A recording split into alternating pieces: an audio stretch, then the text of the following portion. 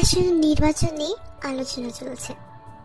চেয়ারের ব্যাকরেস্টে পিঠ হেলে সিগারেট ফুঁকছেন মিস্টার কিম নামজুন।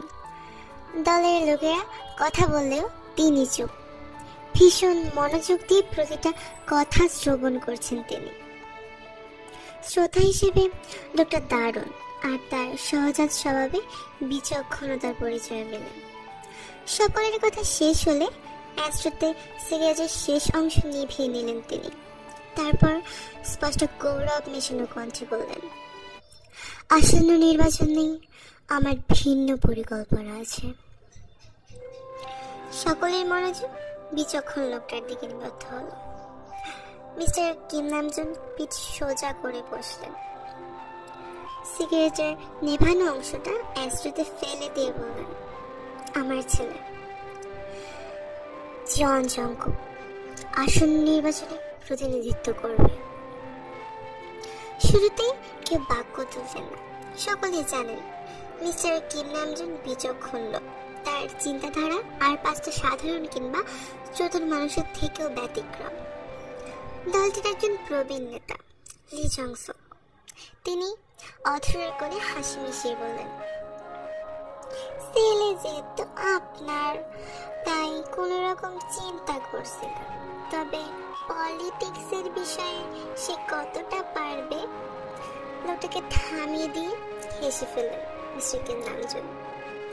বললেন, এসব নিয়ে ভাববেন না মিস্টার লি জংসক।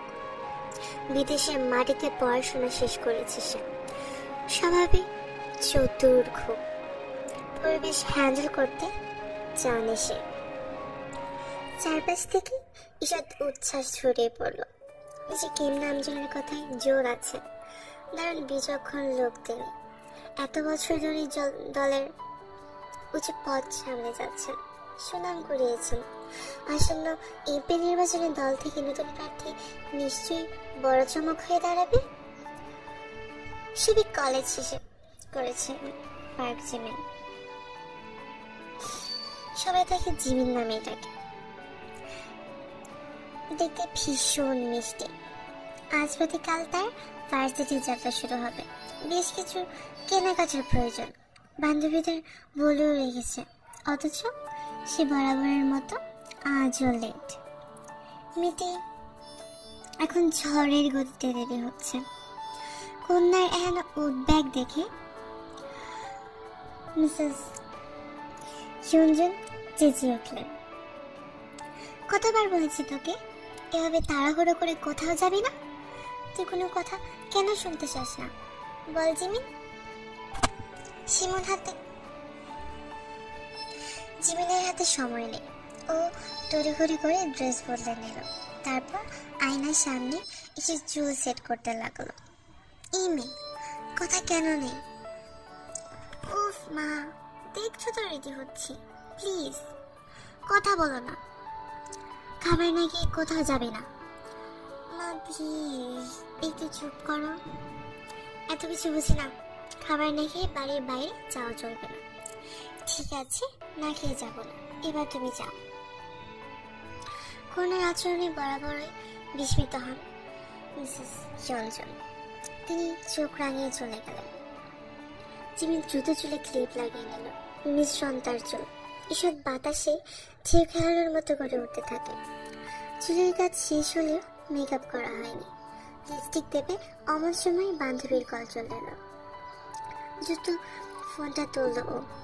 ওপাশে ব্যক্তি কোনো কথা বলার সুযোগ না পেলে ওপাশের ব্যক্তিকে কোনো কথা বলার সুযোগ না দিয়ে জিমিন বলল, 10 মিনিট, কসম করে বলছি তোকে, আর 10 মিনিট হিয়ার। আমার ট্রাস্ট মি, আমি আর 10 মিনিটের মধ্যে বেরোতে পারবো। Please 10 minute. ওই পাশের ব্যক্তির কথাটা না শুনে জিমিন কল কেটে দিল। বাক্যটুকু কোনো মতে শেষ করলো। তারপরে কাঁধে ব্যাগ তুলে নিয়ে দৌড়ে পালালো। তবে লাভ হলো না। চাইনিনি খাবার সাজিয়ে রেখেছেন হিউনজুন। মেয়ের প্রতি বিশেষ যত্নটা না খাইয়ে ছাড়েনি না কখনো। এদিকে জিমিন বিরক্ত, ঠোঁট উল্টে বলল, সবসময় এমন কেন করো মা? তুই বুঝবি না, আসলেই আমি বুঝি না। উত্তরে ইয়ঞ্জন হাসলেন, পেটে ভাত তুলে দিয়ে বললেন, মানা হওয়া পর্যন্ত বুঝতে পারবে না। শিমু ফ্যাল ফ্যাল করে তাকিয়ে রইল। তার মা ভীষণ আবেগে। এখন কথা বাড়ানো ঠিক হবে না, দেখা যাবে চোখের জল নাকের জল এক করে ফেলেছে। শিমু খাবার খেতে শুরু করলো, তবে খুব একটা ভালো হলো না। তার মা আফসোস করে বললেন, কেন যে বড় মেয়েটাকে দূর দেশে পাঠালাম। বছরের পর বছর যায়, অথচ দেখা পাই না।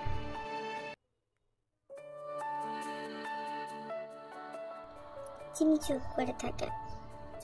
তবে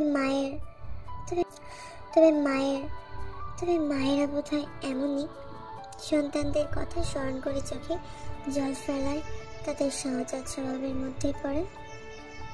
তাই হয়তো ইয়ঞ্জনের চোখেও জল নেমে এলো। তিনি আঁচলে জল মুছে নিয়ে বললেন, আরেক চামচ বাদ দিই। সে প্রায় সঙ্গে সঙ্গে চেঁচে উঠল, বিরোধ করে বলল, একদম না, তুমি আমাকে গায়ে গায়ে মোটা করে দিচ্ছ। আর খেলে আমাকে মানুষ কম, হাতি বেশি বলবে। সারাক্ষণ বাজে কথা, মেয়েটা মানুষ হলো না। ইয়ঞ্জন ভাত দিলেন না। শিমু ভাতের কথা শুনে পেট শুকিয়ে নিয়েছিল। এখন সেটা টেবিলে রাখ। সে স্বাস্থ্য সচেতন মানুষ, তবে মায়ের জন্য স্বাস্থ্যটা ঠিক হয় না। শরীরে বাড়তি ওজনটুকু নিয়ে ভীষণ চিন্তা ওর। কে জানে কবে এই বাড়তি ওজন থেকে মুক্তি মিলবে। জিমে চলে যেতে ইয়ঞ্জন খাবার গুছিয়ে নিলেন, ভাত নিলেন প্লেটে, তবে খেতে পারলেন না। খাবার গলা দিয়ে নামছে না, চোখ ভিজে যাচ্ছে। তিনি প্রায় সঙ্গে উঠে গেলেন, কল করলেন বড় কন্যাকে। মালয়েশিয়ার সাথে বাংলাদেশের সময়ের পার্থক্য প্রায় 2 ঘন্টা, অথচ এই 2 ঘন্টার দূরত্ব মনের দিক থেকে 1000 ঘন্টা কিংবা তারও বেশি। ইয়ঞ্জন চোখের জল মুছতে মুছতে ফোন নিয়ে বসলেন। কন্যাকে সহজে পাওয়া যায় না, ভীষণ ব্যস্ত সময় পার করে কিনা পড়াশোনার পেছনে অধিক সময় ব্যয় করে। তবে ভাগ্য আজ সহায় হলো, কলটি রিসিভ হয়েছে। ওপাশ থেকে কোনের আদরের কণ্ঠটি শোনা গেল, হ্যালো মা, কেমন আছো তুমি? সঞ্জনের চোখ ভেজা, তিনি কান্না আটকে রাখতে পারলেন না। বরাবর চোখ ভিজে যাচ্ছে, তবুও নিজেকে সামলানোর চেষ্টা করলেন। তিনি আদরে গলায় ডাকলেন, তে মা আমার, তোর কণ্ঠটা এমন কেন লাগছে? ঘুমিয়েছিলাম মা। বিরক্ত হলি? না মা, বিরক্ত কেন হব? তুমি কেমন আছো বললে না তো। মেয়েকে ছাড়া কোনো মাকে ভালো থাকতে পারে? জবাবে মৌন ভেসে আসে। তে কেমন করে এই প্রশ্নের উত্তর দেবে? তেইয়ন ওরফে কিম তেইয়ন, ইয়ঞ্জন আর সোবিনের প্রথম কন্যা, যে বর্তমানে মালয়েশিয়াতে আছে। আর ওর ছোট বোনের নাম পার্ক জিমিন ওরফে জিমিন। এই প্রশ্নের উত্তর নেই যে, আর নেই বিধায় ও কেবল দীর্ঘ এক শ্বাস ফেলল। মনে মনে বলল, ভালো থাকতে হবে মা, ভালো থাকতে হবে তোমায়। কবে আসবি তুই? ফের নীরবতা। তীর থেকে এবারও জবাবের আসে না। মেয়েটা আটকে আছে কোথাও একটা। ওর থেকে জবাব না পেয়ে মমতাময়ী মায়ের ভেতরটা চুরমার হয়ে যায়। ডুকরে কেঁদে ওঠেন তিনি। কত বছর হয়ে গেছে আজ তোকে দেখি না। মায়া হয় না তোর? এত ভর করে দিলি। তে এবার জবাব দেয় না, তবে কলও কাটে না। মনোযোগ দিয়ে অভিযোগ শোনা। ইয়ঞ্জন বললেন, তোকে সাপোর্ট করাটাই বোধহয় আমার ভুল ছিল। দিন শেষে আমিও একটা মা মেয়েকে ছাড়া কিভাবে থাকে।